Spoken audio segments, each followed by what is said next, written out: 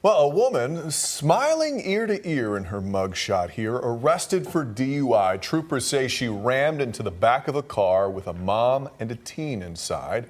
We've learned the driver, Anjanette Welk, could be facing more serious charges. The victim's family tells It is said that life is stranger than fiction.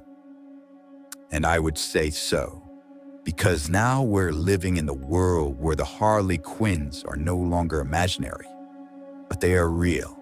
Take this happy camper.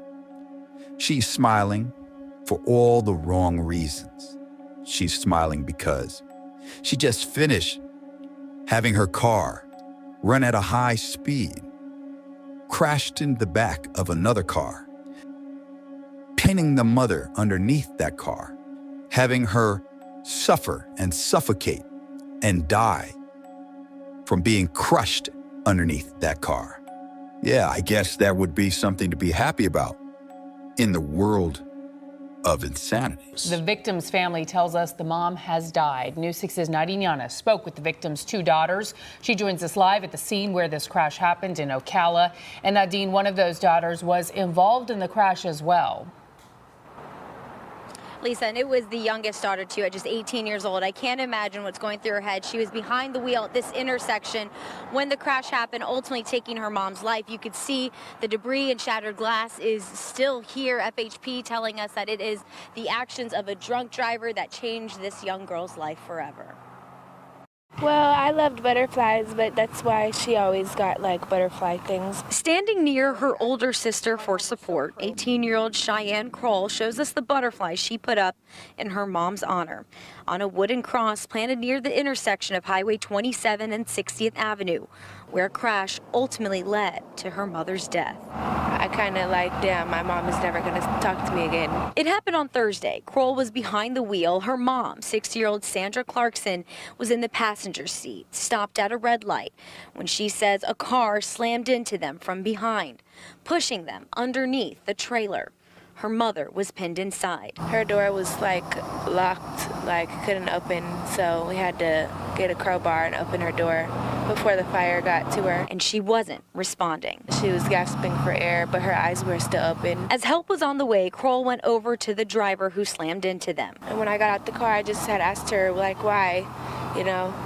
And she just looked up and she said, I'm sorry, that's all. However, after that driver, 44-year-old Anjanette Welk was arrested for DUI and was smiling in her mugshot, Kroll couldn't accept her apology. That disgusts me. And that just shows me she does not have no remorse for what she did at all. Remorse. Remorse. What is that to a person that is entitled? A person where in their world they are a demigod who can walk on water and do no wrong. Why should they feel remorse? You see, this is a facade they put on. She's sorry. Wait to the end of the video to see if that's true. Several months later, the woman who was first seen smiling in her mugshot after a deadly crash is arrested again. Anjanette Welk was arrested this morning. Marion County deputies say she violated her probation while she was out on bond. This is her new mugshot. Troopers say last May, Welk was driving on U.S. Highway 27 when she rear-ended a car and rammed up against a truck. 60-year-old Sandra Clarkson was killed. She doesn't feel sorry. She imitates what she believes she should do at this moment.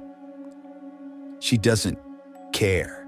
And this is the part of the problem with entitlement and those who believe that they are and will be always the law unto themselves. All of us are just players in their movie. And I hope the judge sees that picture and says the same thing.